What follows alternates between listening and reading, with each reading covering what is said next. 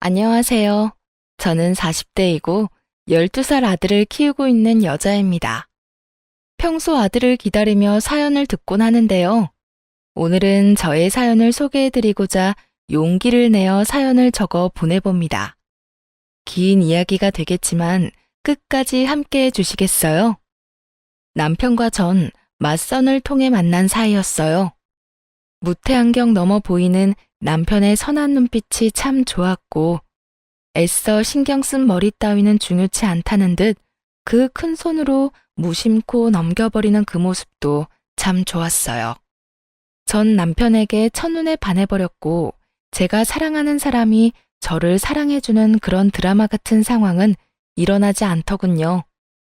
그럼에도 전 남편이 좋았고 저의 적극적인 구애에 남편과 전 연애를 시작하게 되었죠. 일방적인 마음으로 시작된 연애는 힘들었고 때론 슬펐지만 남편을 너무 사랑했기에 그 관계를 전 놔버리지 못했습니다. 그때 그런 관계 따위 놔버리고 가버렸어야 했는데 전 그렇게 하지 못했고 그렇게 2년을 만났죠. 처음 만날 때와는 달리 남편은 점점 마음의 문을 여는 듯했고 그렇게 몇 달이 흐른 뒤 남편이 청혼해 왔어요. 우리 결혼할래요? 2년을 만나면서도 말을 놓지 않던 남편에게서 들은 청혼. 전 펑펑 우느라 대답도 하지 못하고 고개만 끄덕였고 그런 저를 남편은 꼭 안아주더군요. 그렇게 시작된 결혼 생활. 꿈꾸던 생활과는 달랐지만 행복했어요. 대면대면한 남편이었지만 그런 남편이라도 나와 부부로 살고 있다는 것이 참 행복하더군요. 네, 바보 같았던 것 맞아요. 하지만 그때 전 하루하루 저에게 마음을 붙여가는 남편의 모습을 지켜보는 행복함이 있었고 이윽고 저희 사이에 새로운 생명이 생겼다는 것을 알았을 때 비로소 남편은 정말 저의 가족이 되었습니다. 여보, 나 너무 기쁜 것 같아. 아니, 기쁘다. 행복해. 남편은 처음 저에게 말을 놓았고 저를 꼭 안아주었습니다. 그 후론 참 행복했어요. 꿈꾸던 결혼 생활이 시작된 듯한 기분이었죠. 남편은 언제 저에게 대면했냐는 듯 다정한 눈길과 말투로 저를 대해주기 시작했고 저 역시 남편에게 아낌없는 사랑을 주었어요. 그렇게 저흰 9년이란 시간 동안 참 행복했습니다. 사이가 좋아지고 난 후 단 한 번의 부부싸움도 없었을 뿐 아니라 언성 한 번 높이는 일이 없었어요. 그러던 어느 날 남편이 일이 바빠지기 시작하며 퇴근이 늦어지더라고요. 더불어 출장도 잦아졌고요. 남편은 저와 결혼하며 회사 생활을 그만두고 사업을 시작하게 되었었는데 그 사업을 조금 확장하기 위해 바빠진다는 말을 들었던 터라 별 대수롭지 않게 생각하고 있었어요. 그 당시 아들이 관심 있어 하던 축구에 재능을 보이며 아들의 뒷바라지를 하느라 바쁘기도 했지만 무엇보다 그렇게 생각했던 건 남편을 그 누구보다 믿었기 때문이었어요. 신혼 동안 대면했던 모습과는 달리 지난 세월 동안 남편은 다정한 남편이자 아들에겐 둘도 없는 친구이자 아빠였기에 전 더욱 의심이란 걸 할 생각도 못했던 거죠. 하지만 의심과는 별개로 늦어지는 퇴근과 잦은 출장에 섭섭해지는 마음이 드는 것은 당연했고 전 그런 마음을 남편에게 숨기지 않고 표현했어요. 저기 여보, 요즘 너무 늦는 거 아니야? 출장도 너무 잦고. 당신 회사 일 바쁜 거 잘 아는데 그래도 나 좀 섭섭해지려고 해. 저번 주 주말에도 출장 간다더니 또 이번 주 출장은 당신이 생각해도 너무한다고 생각하지 않아? 아, 나라고 이러고 싶어서 이러겠어. 그만큼 바쁜 걸 어쩌겠어. 다른 것도 아니고 회사 일인데 이런 것도 이해 못 해줘? 다른 이유 때문이 아니라 우리 가족 잘 먹고 잘 살자고 하는 일인데 조금만 더 참고 기다려줘. 그렇지 않아도 이번 일만 끝내면 좀 쉴 거야. 쉬면서 당신이랑 우리 금쪽 같은 아들이랑 시간도 많이 보내고 여행도 다니면서 말이야. 신경질적이던 남편의 말투는 어느새 다정하게 바뀌어 있었고 두 손으로 제 손을 감싸주며 저를 달래주고 있었어요. 남편의 그런 행동에 저는 도리어 남편에게 미안해졌고, 저는 남편에게 투정 부리지 않고 제 할 일을 하며 시간을 보내고 있었죠. 새벽 일찍 나가는 남편의 아침 밥상은 잊지 않고 챙겼고, 아들의 지방 경기를 위해 장거리 운전도 마다하지 않으며 그렇게 가정을 위해 바쁘게 살았어요. 남편 역시 제가 섭섭하다는 말을 꺼낸 것이 마음에 걸렸는지 출장 스케줄은 따로 잡지 않았고 단지 늦는 날만 잦아질 뿐이었어요. 늦어지는 퇴근, 딱 그것만 아니라면 그야말로 완벽한 결혼 생활이었어요. 아들은 자신이 하고 싶은 축구에서 재능을 보이며 꽤나 즐기고 있었고, 남편의 사업도 잘 풀리는 듯하고, 저 또한 가정에서 힘쓰고 있었으니 그만하면 되었다 싶었죠. 비록 제 꿈과는 거리가 먼 그저 두 남자의 뒷바라지일 뿐이었지만, 현재 제가 가정에 충실하고 힘쓰는 것이 저의 새로운 꿈이라고 생각하며 만족하며 살아가고 있었어요. 그 무렵부터였던 것 같아요. 제가 옆집 여자와 친분을 쌓아갔던 게 말이에요. 전 당시 5살 된 딸아이를 키우고 있는 옆집 여자와 꽤 친하게 지냈는데 가깝게 지내다 보니 자연스럽게 그 집의 사정까지 알게 되었어요. 언니, 나 사실은 미혼모다? 응? 미혼모? 그러면 애 아빠는 네가 애 낳았다는 사실을 모르는 거야? 응. 헤어지고 난 뒤에 나도 임신했다는 사실을 알게 됐어. 지울까 고민도 했었는데 도저히 지울 수가 없더라고. 그래서 그냥 낳았지 뭐. 사실대로 밝히지 그랬어. 헤어지고 바로 알았으면 다시 잘 될 수도 있었을 텐데. 그럴 만한 일이 좀 있었어. 하여튼 그렇게 혼자 키우고 있다가 1년 전인가? 우연히 애 아빠를 만났어. 그래서 이쪽으로 이사 오게 된 거고. 애 아빠가 이사시켜줬거든. 어머, 그래? 두 사람 아무래도 인연인가 보다. 그래서 두 사람 같이 살기로 한 거야? 결혼할 거냐고. 그게 아직 고민 중이야. 어떻게 해야 할지. 고민할 게 뭐가 있어? 애도 있는데. 애 생각해서 좋게 생각해. 애 아빠가 합칠 마음이 있어 보이거든. 그냥 확 잡아버리란 말이야. 전 옆집 여자를 목에 핏대까지 세우며 응원했고 그 응원이 얼마나 웃기고도 말도 안 되는 응원이었는지 그땐 알지 못했죠. 그렇게 사정을 알고 난 후 전 옆집 여자와 더욱 가까워졌고 어느 날엔가 친정에서 대게를 보여줬는데 너무 많이 보내줬다며 집으로 초대하더라고요. 걔라면 자다가도 벌떡 일어나는 남편과 아들이 떠오르며 전 알겠다고 했고 주말이라 늘어지게 휴식을 취하고 있는 남편에게 물었어요. 여보, 옆집에서 대게 먹으러 오라는데 당신 갈 거지? 뭐? 옆집에서? 친정에서 대게를 보내줬는데 너무 많이 보내줬다고 오늘 저녁에 집으로 오라고 하더라고. 당신 걔 좋아하잖아. 이참에 인사도 할 겸 같이 가자. 전 남편의 팔을 잡아 끌었고 남편은 그런 저의 손길을 살짝 뿌리치며 피곤한 얼굴을 지어 보이더라고요.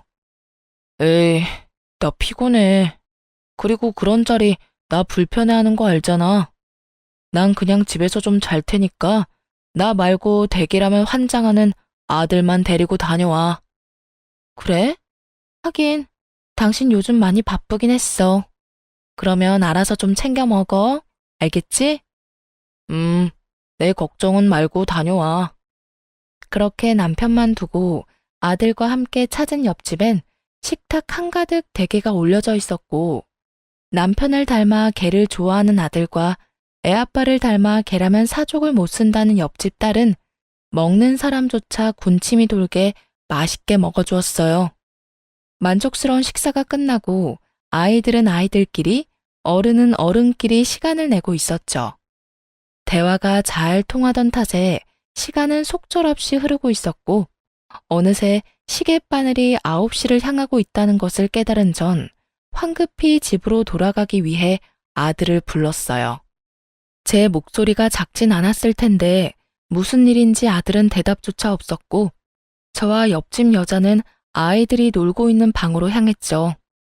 방에 가까워질수록 다투는 소리가 들린다 싶더니 아니나 다를까 두 아이는 다투고 있었어요. 너희 뭐해? 왜 싸우고 있어? 저의 물음에 아들은 이렇게 말하더군요. 엄마, 이거 우리 아빠 손수건이잖아. 우리 아빠 손수건이 여기에 있어서 내가 가져가서 아빠 주려고 했는데 얘가 계속 자기 아빠 거라고 못 가져가게 하잖아. 이렇게 말한 아들은 손수건을 더욱 꽉 쥐었고 전 그 손수건이 왜 여기에 있어? 라고 말하며 아들의 손에서 손수건을 뺏으려는 순간 설마 남편의 손수건일까 했던 제 생각은 순식간에 바뀌었어요. 아들이 쥐고 있는 손수건은 남편의 손수건과 똑같더군요. 그 손수건, 아들이 용돈을 모아 남편의 생일 선물로 준 것이었던 터라 모양을 정확히 기억하고 있었거든요. 뭐 널리고 널린 손수건 중 똑같은 것이 있을 수도 있긴 하지만 남편의 손수건은 아들이 시댁인 시골에 내려갔을 때 5일장이 열린 장터에서 산 촌스러운 손수건이었던 터라 그 상황이 의아했어요. 백화점도 아닌 그렇다고 마트도 아닌 시골 장터 5일장에서 산 촌스러운 손수건을 두고 싸우는 상황이라니. 솔직히 속으로 많이 당황스러웠지만 옆집 아이와 아들의 싸움을 멈추는 게 우선이었기에 아들에게 애써 상황을 잘 설명해 주었죠. 아들, 이건 아빠 손수건이랑 똑같긴 한데 아빠 손수건은 아니야. 여기 동생 아빠 손수건이라고 하잖아. 그러니까 아빠랑 아저씨랑 손수건이 똑같은 그런 상황인 거지. 우리 아들이 충분히 헷갈릴 수 있는 상황이었고 이젠 아니란 걸 알았으니 어떻게 해야 할까? 저의 설득에 아들은 손수건은 동생에게 건네주었고 저흰 집으로 돌아왔어요. 집으로 돌아온 저는 방금 일어났던 상황을 남편에게 말해주었죠.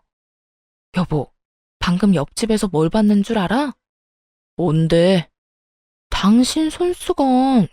왜 있잖아. 우리 아들이 당신 생일이라고 용돈 모아서 사줬던 그 촌스러운 손수건. 그 손수건이랑 똑같은 손수건이 옆집에 있지 뭐야? 우연이라고 해야 할지 인연이라고 해야 할지 그 촌스러운 손수건 구하려고 해도 구하기도 힘든 손수건을 어디서 구했는지. 그러게 신기한 일이네. 그거 5일장에서 산 거 아니야? 여기에도 팔아? 비슷한 게 있을 리가 없는데. 신기하네. 그러니까 완전 똑같더라니까. 나도 순간 당황했지 뭐야. 그렇게 손수건 사건은 기억 속에서 사라지고 있었어요. 그날 이후 전 늘 그렇듯 수득 없이 바쁨의 연속이었고 그날 역시 축구 교실에 아들을 데려다 준 후 그 근처에서 잠시 볼일을 보고 있었어요. 주어진 시간이 여유롭지 않았던 터라 급하게 볼일을 보고 있는데 축구 선생님께 전화가 오더라고요. 아들이 발목을 삐끗한 것 같은데 빨리 병원에 가봐야 할 것 같다고요. 급하게 아이를 데리고 병원에 갔고 오른쪽 발에 깁스하고 병원을 나올 수 있었어요. 엄마, 아빠 보고 싶어. 전화해서 빨리 오라고 하면 안 돼? 이런 말을 하는 아들이 아닌데 아파서 서러운 것인지 놀라서인지는 모르겠으나 아빠가 당장 보고 싶다고 하더라고요. 그래서 전 알겠다고 하며 남편에게 전화를 걸었고 남편은 전화를 받지 않더군요. 아들은 입술까지 삐죽이며 섭섭함을 표현했고 전 그런 아들을 달래며 집으로 향했어요. 그렇게 저흰 집에 도착했고 주차장에서 내려 엘리베이터를 타려는 순간이었어요. 닫혀가던 엘리베이터가 저희로 인해 다시 열리고 거기엔 남편이 서 있는 것이 아니겠어요? 아들은 한 발로 폴짝폴짝 뛰며 기뻐했고 남편은 그런 아들을 보며 당황한 기색이 역력하더군요. 저 역시 당황스럽기는 매한가지였어요. 여보, 이 시간에 웬일이야? 전화는 받지도 않더니. 전화했었어? 몰랐네. 피곤해서 일찍 들어왔어. 그런데 애 발은 왜 이래? 다쳤어? 남편은 아들의 발을 보며 물어왔고 전 이유를 설명해주며 대화를 나누고 있을 때였어요. 엘리베이터는 어느새 저희가 사는 층에 도착해 있었고 문이 서서히 열리고 있었죠. 그 순간 저희의 정면에 보이는 옆집 여자아이가 뛰쳐나와 남편에게 와락 안기는 아주 황당한 상황이 눈앞에 펼쳐졌어요. 아빠! 상황보다 더 황당한 말과 함께요. 어느새 남편의 바짓가랑이를 움켜쥔 아이는 남편의 다리에 얼굴을 비비며 애교를 부리고 있었고, 그런 상황이 납득이 될 리 없는 아들이 아이를 밀치며 고함을 질러댔어요. 우리 아빠야. 우리 아빠라고. 너 저리 비켜. 정말 정신이 하나도 없더라고요. 화가 나 씩씩거리는 아들, 그런 아들에게 밀쳐져 울음을 터뜨려버린 옆집 아이, 그리고 그 두 사람과 함께 저의 눈치까지 살피는 남편. 전 아무 말도 행동도 하지 못하고 있었고, 눈치를 살피던 남편이 옆집 딸을 안아 올리더군요. 옆집 딸을 안은 남편은 문 앞에서 굳어버린 옆집 여자에게 딸을 건네주며 이렇게 말했어요. 아빠를 기다리고 있었나 보네요. 우리 아들 때문에 많이 놀란 것 같은데 잘 달래주세요. 아들 일은 죄송합니다. 고의는 아니었어요. 사과까지 마친 남편은 여전히 씩씩거리는 아들과 저를 데리고 집으로 들어와 버렸고, 남편의 손에 의해 집으로 들어오던 저는 보고야 말았어요. 딸을 품에 꼭 안고서 저를 바라보던 옆집 여자의 황당함과 분노가 섞인 눈빛을요. 그렇게 집으로 돌아온 남편은 아무 일도 없었다는 듯이 피곤하다며 욕실로 들어가 씻기 시작했고, 단순한 해프닝이라 여기고 넘기기엔 이상했어요. 옆집 아이를 아들이 밀어서 화가 났나 하고 생각하기엔 분노의 정도가 도를 지나쳐 보였고, 그렇다고 해서 저런 표정을 지을 만큼 저희가 잘못한 것도 없었기에 저는 황당하기도 의아하기도 했죠. 거기에다 5살이면 어리다고는 하나 아빠의 얼굴을 구분하지 못할 만큼 어리지 않았고, 헷갈렸다고 하기엔 아이의 반응이 너무나도 확고했죠. 그렇게 제가 깊은 생각에 빠진 사이 남편이 씻고 나왔고, 전 마땅히 남편에게 물을 말이 떠오르지 않더라고요. 그저 이상한 의문뿐인 상황에서 섣불리 말을 꺼냈다간 저만 이상한 사람으로 몰릴 것이 뻔했고, 남편은 태연하게 로션까지 바르며 잘 준비하고 있었으니 집요하게 묻기가 좀 그랬어요.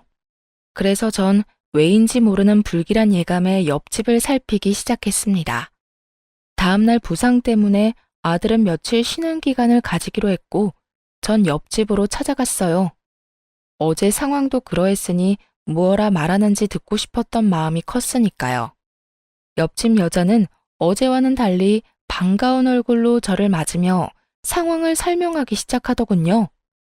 어머, 언니 왔어? 어제는 많이 놀랐지. 나도 어제는 딸이 오니까 앞뒤 생각도 못하고 화가 나서 아무 말도 못했는데 진정이 되고 나니까 다 우리 잘못이더라고. 미안해. 우리 딸이 어제 아빠 온다고 온종일 기다렸거든. 그래서 현관문 앞에서 기다리고 있었던 거고. 그렇게 기다리고 있는데 엘리베이터 문이 열리고 성인 남자가 보이니까 제대로 보지도 않고 아빠라고 생각했는가 보더라고. 정말 미안해, 언니. 웃기게도 안심이 되더라고요. 그 순간 여자의 말을 정말로 믿었던 것인지 아니면 믿고 싶었던 것인지. 자세히 당시의 마음까지 기억나진 않지만 확실한 건 안심이란 걸 했다는 것이었어요. 아니야, 그럴 수 있지. 어제 많이 놀랐겠다. 자다가 울진 않았어? 애들 많이 놀라면 자다가 깨서 울곤 하잖아. 아니, 나도 걱정했었는데 다행히 그러진 않았어. 아이의 상태를 확인한 후 그 뒤로 나눈 대화는 평소와 같았어요. 애들 크는 이야기, 저녁 반찬 이야기 등등.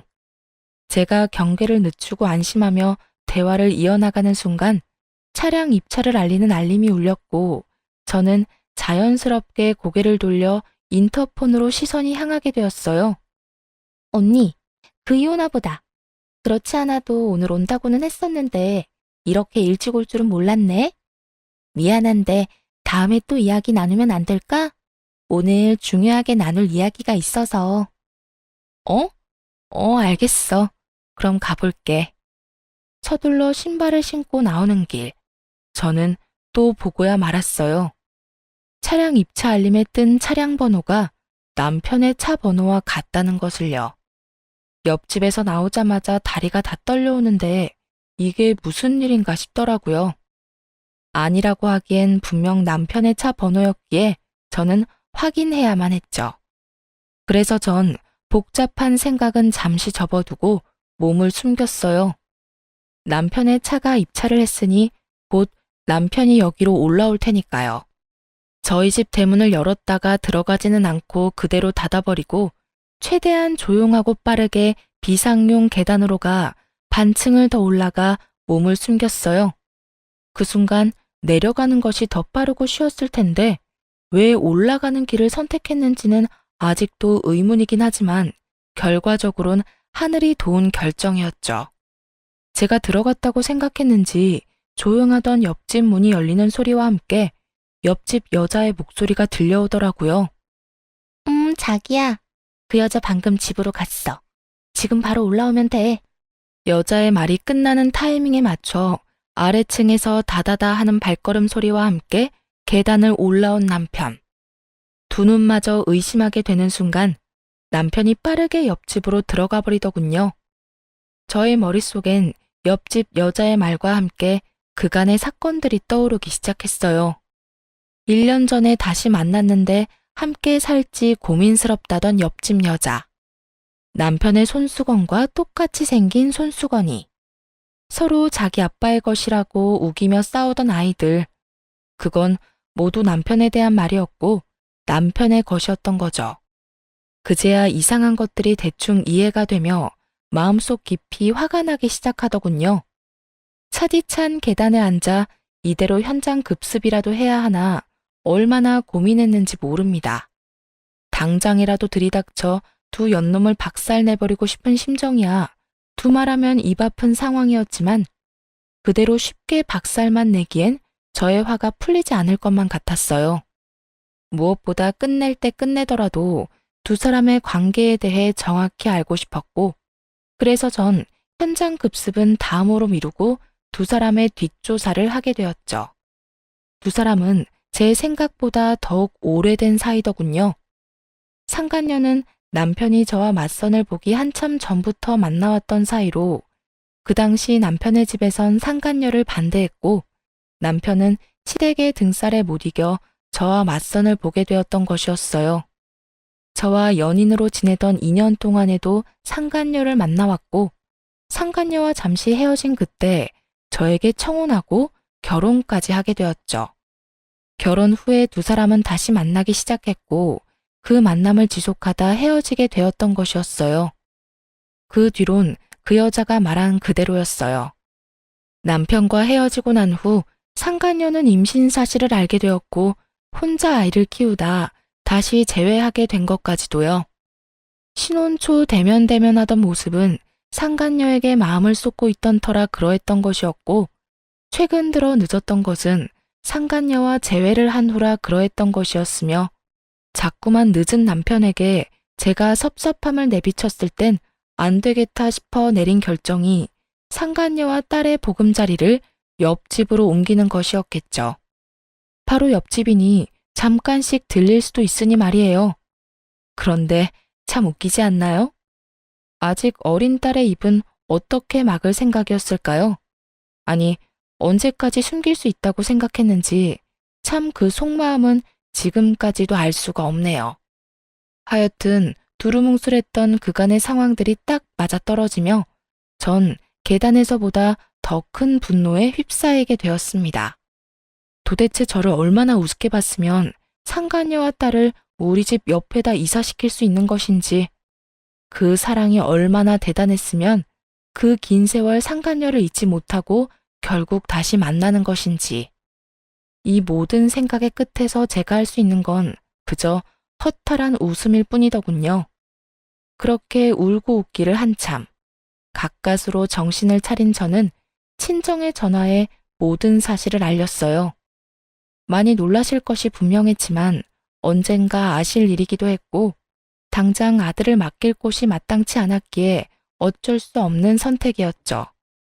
부모님은 저의 소식에 운전을 한사코 말리시며 직접 오셔 아들을 데리고 가셨고 저의 복수는 그렇게 시작되었습니다. 제일 먼저 전 관리실에 전화해 남편의 차량을 다시 저희 집으로 옮겼어요. 그리곤 기다렸죠. 차량이 들어왔다고 알리는데 남편이 집으로 돌아오지 않는 날을요. 하지만 남편은 무슨 눈치라도 챈 것인지 매번 집으로 들어왔고, 전 그 지루한 기다림 속에 재미를 찾기 위해 옆집을 드나들고 있었어요. 요즘 우리 아들 친정에가 있거든? 그래서 그런지 요즘 다시 신혼으로 돌아간 기분인 거 있지? 아, 그래요? 응. 남편도 평소보다 더 다정해지기도 하고 스킨십도 많이 하기도 하고. 아니 글쎄 어제는 출근한다고 현관문 열다 말고 들어와서 뽀뽀까지 해주는 거 있지? 그랬구나. 저의 잊지도 않은 애정과 시에 상간녀의 입은 웃고 있었지만 눈은 저를 노려보고 있었고, 그런 썩어 문드러지는 상간녀의 표정을 지켜보는 재미가 꽤 쏠쏠했어요. 얼마나 신났는지 그 표정은 아직도 잊히지 않네요. 그렇게 기다림이 지루하지만은 않은 날들이 지나가고 있던 어느 날, 늦은 밤에 집으로 돌아온 남편은 웬일인지 몸도 가누지 못할 만큼 취해 있었어요. 술에 잔뜩 취한 남편은 혀가 다 꼬여버린 채로 고해성사라도 하듯 숨겨놓은 말들을 쏟아내기 시작하더군요. 여보, 진짜 미안해. 너무 미안해. 내가 죽일 놈이야. 정말 미안해. 뭐가 미안한데? 내가 죽일 놈이라 미안해. 그래서 나 다 정리할 거야. 이번 주말에 다 정리하고 당신하고 우리 아들, 내 가정 지켜낼 거야. 그러니까 조금만 기다려줘. 전 직감적으로 알 수 있었어요. 다가오는 주말에 남편이 상간녀와의 관계를 정리하려고 한다는 것을요. 그 말을 듣는데 한심하게도 멈칫하게 되더라고요. 남편에게 마음이 남아서도 아니었고 부부관계에 미련이 남아서도 아니었어요. 오로지 아들. 아들 때문에 그냥 여기서 모든 걸 덮고 아무것도 모른 척하며 결혼 생활을 이어나가야 하나 싶은 생각이 들더라고요. 하지만 그 생각들의 꼬리를 물고 몇 번의 재회를 한 두 사람이 떠올랐고, 지금 정리한다고 한들 그 이별이 영원하진 않을 거란 생각이 들었죠. 그래서 전 마음을 다잡고 남편이 정리를 마음먹은 그날에 저도 모든 것을 정리하기로 했습니다. 그렇게 주말이 다가오고 전 평소 신경도 쓰지 않던 외모에 신경을 쓰기로 했어요. 초라해 보이긴 싫더라고요. 정리를 당하는 입장도 아니고 정리를 하러 가는 입장인데도 여자 마음이란 게 무엇인지 마지막 모습만큼은 당당하고 예뻐 보이고 싶더라고요. 치장을 끝내고 남편을 기다리고 있으니 생각보다 이른 시간에 남편의 차가 집으로 들어오더군요. 저는 남편의 차가 들어옴과 동시에 현관으로 가 귀를 대고 기다렸고, 저의 예상대로 상간녀의 목소리가 들리는가 싶더니 옆집 문이 닫히더라고요. 그렇게 30분을 기다렸고 그 30분이 제 인생에서 가장 긴 30분이었죠. 굳게 다잡았던 마음은 속절없이 흔들리고 있었고, 그럴수록 전 더 강하게 제 마음을 다잡았죠. 그렇게 30분이 조금 지날 무렵, 전 옆집으로 가 벨을 눌렀고 현관문을 연 상간녀는 울고 있더군요. 전 그런 상간녀를 밀치고 집으로 들이닥쳤어요. 그 짧은 사이 신발은 어디다 감췄는지 보이지 않았고 남편 역시 보이지 않더군요. 언니, 왜 그래? 뭐해? 갑자기 남의 집에 와서 이게 뭐 하는 짓이야? 상간녀는 고함을 지르며 저를 말리려고 애썼지만 이미 눈이 돌아버린 저는 그런 상간녀를 밀치고 남편을 찾기 시작했어요. 안방에도 화장실에도 없던 남편은 아이의 방에서 다리를 떨며 침대에 앉아 있었고, 벌컥 문을 열어젖힌 저와 딱 마주치게 되었죠. 전 한심한 꼴의 남편을 그저 바라보았고, 그런 저를 본 남편은 저에게 득달같이 달려와 저를 붙잡고 변명을 하기 시작했어요. 여보, 내가 설명할게. 내가 설명할 수 있어. 전부 오해야. 정말이야. 당신이 생각하는 그런 거 아니니까 제발 내 말 좀 들어봐. 제가 어디에서부터 어디까지 알고 있는지 전혀 알지 못하는 남편은 급하게 성의조차 보이지 않는 말들을 변명이라고 쏟아내고 있었고, 상간녀는 그 모습이 못마땅한지 소파에 팔짱을 끼고 앉아 있더군요. 나 다 알고 있어. 이미 당신이랑 저 여자랑 예전부터 만났다는 것도, 최근에 다시 만나기 시작했다는 것도 나 다 알고 있다고. 그것뿐인 줄 알아? 두 사람 사이에 5살 된 딸까지 있다는 것도 다 알고 있어. 그런데 뭐가 오해인데? 내가 한 말 중에 내가 잘못 알고 있는 게 단 하나라도 있어? 있으면 말해봐. 기회 줄 테니까. 제 말에 남편의 얼굴이 사색이 되며 눈빛이 속절없이 흔들리고 있더군요. 그것도 잠시 남편은 제 손을 감싸주며 이렇게 말했어요. 나 정말 오늘 이 사람이랑 정리하려고 했어. 그래서 여기 있었던 거고. 정말이야, 믿어줘. 그러셨어? 응, 조만간 이 사람 이사도 갈 거고, 이사 가면 2번 다신 나하고 엮이는 일은 없을 거야. 그렇게 정리되고 나면 우리는 아무 일도 없다는 듯이 예전처럼 돌아갈 수 있어. 내가 정말 잘할게. 당신하고 우리 아들한테 정말 잘할 거야. 가정에 충실한 남편이 될 자신 있어. 그러니까 당신이 한 번만 눈 감아주면 안 될까? 나 당신 사랑하는 거 알잖아. 나 이제 당신밖에 없어. 그토록 원하던 말이었는데 지금 이 순간에 소원하던 말을 듣게 되니 그 기분 참 더럽더군요. 이런 상황이 돼서야 저밖에 없다고 저를 사랑한다는 말을 짓거리다니. 남편이란 인간도 참 대단하지 않나요? 남편의 어이없는 고백에 상간녀는 소리내어 웃더니 이내 오열을 하며 괴성을 지르기 시작하더라고요. 이러려고 날 찾아낸 거야? 이렇게 또 비참하게 버리려고? 이럴 거면 날 찾지 말았어야지. 이렇게 또 버릴 거면 그냥 딸하고 살게 뒀어야지. 숨어서 잘 살고 있는 사람 찾아내서 희망이란 희망은 다 심어놓고 어떻게 날 또 버릴 수가 있어? 네가 인간이야? 그래요. 남편과 헤어진 후 임신 사실을 안 상간녀는 2번 다신 남편과 재회하지 않을 심산으로 서울에서 떨어진 곳에 숨어 지내고 있었고, 그런 상간녀를 찾아낸 건 다름 아닌 남편이었습니다.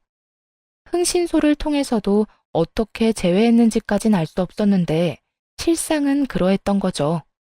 상간녀의 말에 남편은 고개를 숙이며 눈물을 흘렸고, 전 그 사랑 참 대단하다는 생각이 들며 오만 생각이 다 스쳐가더군요. 그렇게 전 할 말을 잃었고 그 울음소리뿐인 정막을 깬 건 다름 아닌 남편이었어요. 저기 여보, 저 사람 그냥 저대로 살게 두면 안 될까? 이 집에서 말이야. 그게 무슨 말이야? 저의 물음에 남편은 무릎을 꿇었고 저의 바지가랑이를 붙잡으며 못다한 말을 이어나가더군요. 나 당신하고 이혼은 절대로 하고 싶지 않아. 그런데 그렇다고 해서 저 사람이랑 내 딸, 그 2사람을 또 버릴 수도 없을 것 같아. 그러니까 우리 옆집에 살게 하면서 내가 가끔씩 들여다보면 안 될까? 저 사람이랑 정을 나눈다거나 애정을 쏟겠다는 게 아니라 그저 가끔 잘 있나 그것만 좀 확인이라도 하고 싶어서 그래. 제발. 이 무슨 쓰레기 같은 말인지 모르겠더군요. 남편의 말은 아무리 좋게 포장한다고 한들 대놓고 2집 살림하겠다는 뜻이었고, 지난밤 술에 취해 온 남편의 고백에 잠시라도 고민이란 걸 했던 저 자신이 그렇게 원망스러울 수가 없는 상황이었죠. 전 무릎을 꿇고 앉은 남편의 뺨을 있는 힘껏 내리쳐버렸어요. 네가 인간이야? 어떻게 인간이 그렇게나 뻔뻔할 수가 있어? 어떻게 나한테 그런 요구를 할 수가 있냐고. 뭐? 가끔 들여다보고 싶다고? 확인하고 싶다고? 그게 나한테 할 말이라고 생각해? 저의 행동에 남편은 말이 없었고 대신 상간녀가 그 앞을 막아서더군요. 차라리 날 때려. 이 사람은 죄 없으니까 날 때리라고. 이렇게까지 때려달라고 말하는데 마다할 이유가 없었던 전 상간녀 뺨을 연달아 때려버리곤 이렇게 말했어요. 맞으니까 기분이 어때? 더럽지? 내 기분은 그것보다 훨씬 상상치도 못할 정도로 더러웠어. 옆집 여자랑 바람을 피웠다고 해도 용서되지 않을 것 같은데 바람 피워 애까지 낳은 여자를 떡하니 옆집에 살게 했다고? 지금 내 심정이 어떤지 상상이나 되니? 두 사람은 내 심정이 어떤지 상상이나 되냐고. 저는 절규에 가까운 고함을 질렀고 나란히 뺨을 맞은 두 사람은 말이 없더군요. 저의 절규에 할 말이 있을 리가 없었고 전 여전히 입을 꾹 닫고 있는 두 사람에게 말해주었어요. 그 눈물겨운 애틋한 사랑 계속해. 제 말에 남편의 얼굴에 화색이 돌며 저에게 다시 한번 물어오더군요. 정말이야? 그러면 당신 다 용서해 주는 거야? 이 사람 여기서 계속 살아도 되는 거야? 내가 미쳤니? 용서라는 거라게. 내가 물러나 줄 테니 두 사람 계속 사랑하라는 이 말이야. 그렇게 애절한데 어떻게 헤어지겠어? 그러니 내가 빠져줘야지. 당신은 이야기 마무리되는 대로 집에서 짐부터 빼. 난 더는 한순간도 당신이랑 한 공간에 있고 싶지 않으니까. 본격적인 이혼 이야기가 나오려고 하자 남편은 마음이 급했는지 말도 안 되는 걱정을 하기 시작하더군요. 당신 혼자 어떻게 살려고 그래? 우리 아들은 어떻게 하고? 그러지 말고 한 번만 다시 생각해줘. 내가 다 잘못했다니까? 이 얼마나 웃기는 걱정인가요? 잘못을 저지른 남자들은 왜 하나같이 자신이 없으면 여자들이 죽지 못해 살 것이라고 생각들을 하는지 도무지 이해되지 않았는데 제 앞에도 이해 안 되는 인간이 있더라고요. 잘못이고 나발이고 다 필요 없으니까 당장 짐 빼. 알겠어? 그리고 회사로 들어가던 투자금도 더는 기대하지 마. 나하고 이혼하는 마당에 우리 아빠가 당신한테 투자할 이유가 없잖아? 그러니까 그 되지도 않는 내 걱정은 그만하고 회사 걱정이나 해. 남편의 사업은 아빠의 투자로부터 시작된 것이었어요. 가난한 집안의 장남이었던 남편은 집이 가난한 대신 능력은 출중했죠. 그런 남편을 좋게 봤던 아빠는 저에게 남편을 소개시켜 주었고 아빠의 소개로 저는 남편을 알게 되었던 것이었어요.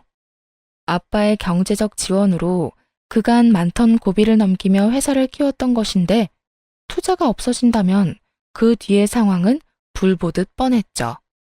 조금 전까진 죄인도 그런 죄인이 없더니 투자금 이야기가 나오니 남편의 그런 모습은 온데간데 없이 사라지고 눈에 불을 켜며 노발대발 따지기 시작하더군요. 그런 말이 어디 있어? 그러면 회사는 어떻게 하라고? 그 돈 빼면 회사 망하는 거 몰라?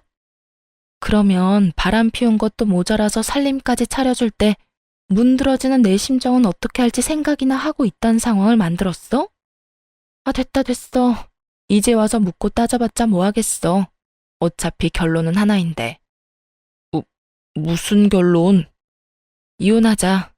우리 제발 이혼하자. 제 입에서 드디어 이혼이라는 말이 나오고 남편은 애원하며 매달리기 시작했어요. 이혼은 무슨 이혼이야. 난 이혼 같은 거 절대 못해. 당신이랑 나랑 어떻게 이혼을 해? 우리 사이에 아들이 있는데. 그러지 말고 내가 저 사람이랑 원래 계획대로 정리할 테니까 당신도 이혼 생각은 하지도 마. 자신과 상간녀 사이에도 자식이 있다는 사실을 잊은 것인지 아들 핑계까지 대며 남편은 이혼을 거부하고 있었고 전 그런 남편의 말들이 그저 웃기더라고요. 그렇게 한바탕 웃어보았고 예상치 못한 저의 반응에 남편은 어리둥절한 듯 물어왔어요. 당신 괜찮아? 무섭게 왜 갑자기 웃어? 웃기지 않아? 난 너무 웃기는데. 뭐가? 네가 하는 말들이 너무 웃겨. 넌 내 자식만 네 아들이야? 저 여자 딸은 네 딸이 아니야? 어떻게 투자금 뺐다는 말에 또 행동이 바뀌어? 참 대단하다, 대단해. 급한 상황이 맞긴 했죠.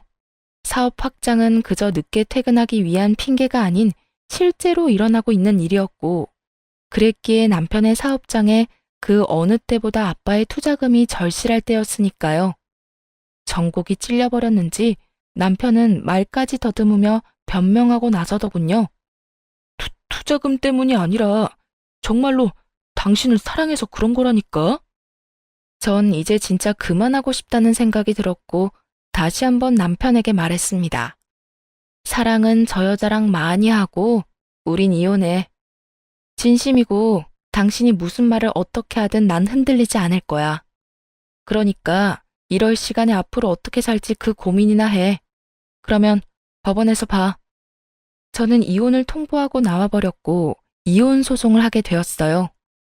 전 생각보다 많은 재산 분할과 함께 두 사람분의 위자료를 받으며 이혼하게 되었고 전 남편의 회사는 제 예상보다 빨리 무너져 내렸어요. 돈이 많이 필요로 하던 시기에 전액 회수한 투자금이라 그 큰 돈을 메꾸려 사방팔방으로 다니며 애쓰는 듯 했지만 그런 노력에도 불구하고 결국 전 남편의 회사는 망해버렸죠. 남은 재산 역시 빚마금으로 다 날리고 말았다는 소식을 전해 들을 수 있었어요. 옆집은 이혼 소송이 진행되는 사이 빠르게 이사를 하였는데요. 그 두 사람이 어디로 떠나버렸는지에 대해선 궁금하지도 않았는데 전 시모가 참 친절하게도 전화까지 걸어 알려주더라고요. 너 여기 누가 와서 지내고 있는 줄은 아니? 제가 굳이 알아야 하나요? 당연히 알아야 하지. 네 남편이 여기 와 있는데 네가 알아야지 또 누가 알아야 한다는 말이니? 남편 아니라 전 남편이겠죠. 전 남편이니 굳이 알 필요도 없을 뿐더러 궁금하지도 않아요. 그렇게 야박하게 굴지 말고 내 말 좀 들어보렴. 요즘 내가 얼굴을 들고 다닐 수가 없다. 장가 잘 갔다고 온 동네에 소문이란 소문은 다 돌았는데 갑자기 저렇게 내세울 거 없는 여자랑 애까지 안고 와서 사는데 내가 얼굴을 들고 살 수 있겠니? 그래서요? 그래서요는 무슨 그래서요야. 네가 다시 우리 아들 데리고 가야지. 저 여자랑 딸은 내가 어떻게 해서든 떼낼 테니까 네가 우리 아들 좀 다시 데리고 가라. 아들 혼자 올라가는 것보다 네가 내려와서 데리고 가는 게 여러모로 보기 좋지 않겠니? 이 와중에도 자신의 체면을 생각하는 전시모의 말을 듣고 있는데 참으로 어이가 없더군요. 어떤 생각으로 살면 저런 말을 아무렇지 않게 내뱉을 수가 있는 것인지 그 머릿속이 다 궁금해지는 지경이었어요. 그럴 거였으면 애초에 이혼 따윈 하지 않았겠죠. 돈 쓰고 시간 써가며 소송까지 한 이혼이에요. 그렇게 힘들게 한 이혼인데 제가 미쳤다고 거기까지 내려가서 그 인간을 다시 데리고 오겠어요? 바람 피운 것도 모자라서 애까지 있는 파렴치한 놈을요? 저는 욕이라도 하고 싶은 마음을 겨우 억누르며 말했고 그런 제 말을 들은 전시모의 입에서 나오는 말들은 너무나도 주옥 같아 가관일 수밖에 없더군요. 잘 생각해 보려무나. 내 아들이 바람을 왜 피웠겠니? 왜 그 여자를 못 잊었겠어? 다 네 잘못이지 않겠니? 네가 내 아들 마음만 잘 잡고 살았어도 이런 일이 있었겠어? 남편 마음 하나 잡지 못한 것이 어디서 다 내 아들 탓만 하고 있어? 말이야 바른 말이라고 싫다고 싫다고 하는 걸 겨우 설득해서 결혼시켰으면 그 다음부턴 네가 알아서 했어야지. 내 말이 틀리니? 같은 여자로서 그게 할 말이에요? 제 탓이라뇨. 바람 피운 사람이 잘못이지 믿고 있다가 뒤통수 맞은 사람이 무슨 잘못인가요? 그렇게 마냥 믿고만 있으래? 기가 막혀서 진짜 궁금해서 물어보는 건데 그렇게 당당한 어머님은 아버님이 옛 여자랑 다시 만나서 애까지 낳고 옆집에서 두 집 살림한다고 하면 그저 참고 살 수 있어요? 넌 무슨 그렇게 재수없는 말을 하니? 그러니까요. 나도 마찬가지예요. 본인도 못 참고 못할 일을 왜 나한테 요구하는지 모르겠는데요. 상상만 해도 재수없는 그 상황을 실제로 겪어냈는데 다시 잘 살아 볼 생각을 한다면 그건 내가 미친년이죠. 그렇지 않나요? 저기 그러지 말고 잘 생각해 보거라. 내려오는 게 정 안 되면 굳이 내려오지 않아도 돼. 아니 다 필요 없고 이혼했으니까 다신 연락하지 마세요. 연락받는 것도 오늘이 마지막이니까. 너 정말 끝까지 이럴 거야? 사과 한마디 없이 끝까지 당당한 전시모의 말을 듣고 있는데 도대체 왜 내가 이런 인간이랑 시간 낭비를 하며 통화를 하고 있나 깊은 회의감마저 들더군요. 그래서 전 모질게 할 말을 다 하고 전화를 끊어버렸어요. 네, 끝까지 이럴 거고요. 저한테 이럴 시간에 아들한테나 신경 쓰세요. 그 잘난 아들 쫄딱 망해서 내려간 건 전혀 모르죠? 당연히 동네 사람들도 모를 테고. 소문나는 건 시간 문제일 텐데 망신도 그런 개망신이 또 없겠네요. 그러니까 이럴 시간에 입단속이나 잘 시키고 새로운 가족들이랑 가난에 허덕이면서 잘 사시라고요.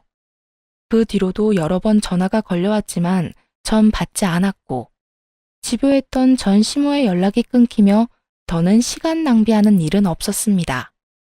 그 후 아들과 저는 잘 지내고 있어요. 처음 이혼 사실을 아들에게 알렸을 때 아들은 상황을 받아들이지 못하고 많이 울고 많이 힘들어했어요. 그런 아들의 곁에서 저 또한 참 많이 힘든 순간이었죠. 그렇게 지나가지 않을 것만 같던 순간들이 지나고 아들은 생각보다 더 이혼을 잘 받아들여 주더군요. 이혼을 하고 초반엔 아빠를 찾는 아들 때문에 전 남편이 가끔 아들을 보러 오는 일이 있었어요. 하지만 사는 것이 힘들긴 한 것인지 아니면 상간녀의 눈치가 보이는 것인지 그 드물게 오던 발길을 끊은 지도 오래되었네요. 연락마저도 끊겼고요. 다행스럽게 그 시기에 맞물려 아들도 전보다 자주 아빠를 찾진 않더라고요. 어느새 아들은 12살이 되었어요. 여전히 축구를 잘하고 또 여전히 제 눈에는 제일 잘생긴 왕자님이랍니다. 그런 아들에게 이른 사춘기가 지나는가 싶어 안심했더니 그건 사춘기도 아니었더라고요. 요즘 하는 행동을 보면 말이에요. 그래서 요즘 저희 모자는 주말마다 이곳저곳을 다니고 있어요. 틈만 나면 휴대전화를 붙잡고 있는 아들과 눈을 마주하기 위해 캠핑을 다닐 때도 있고요. 조금은 격양된 아들의 마음을 진정시켜주기 위해 낚시를 갈 때도 있고요. 가자고 하면 귀찮다고 하며 안 간다고 툴툴대면서도 막상 가서 저보다 더 즐거워하곤 한답니다. 최근 들어 낚시를 갈 때면 누가 더 많이 잡나 내기를 하곤 하는데요. 현재 스코어가 제가 2, 아들이 0인 터라 이번만큼은 무슨 일이 있어도 저를 이겨보겠다고 유튜브까지 찾아보고 있는 거 있죠? 그 모습이 얼마나 사랑스럽고 귀여웠는지 몰라요. 그 귀엽고 사랑스러운 모습을 보여준 보답으로 이번만큼은 저도 져주기 위해 덜 잡아보려고 하는데 그게 마음처럼 잘 될지는 모르겠네요. 잘 되는 날은 먹이 없는 바늘에도 낚이는 것이 물고기이니까요. 아들에게 아빠의 빈자리란 제가 감히 생각도 하지 못할 정도로 크기 때문에 걱정이 앞섰던 것은 사실이에요. 하지만 그런 이유로 결혼 생활을 유지했다면 결국 저도 저지만 아들 역시 불행했을 테죠. 그래서 저는 결정을 내렸고 아들도 저도 생각보단 더 잘 이겨내고 있어요. 하루가 다르게 자라는 아들과 함께 앞으로 남은 날들도 잘 살아보려고 합니다. 다들 응원해 주실 거죠? 이로써 저의 긴 사연은 끝이 났습니다. 제 사연 들어주신 분들 감사합니다.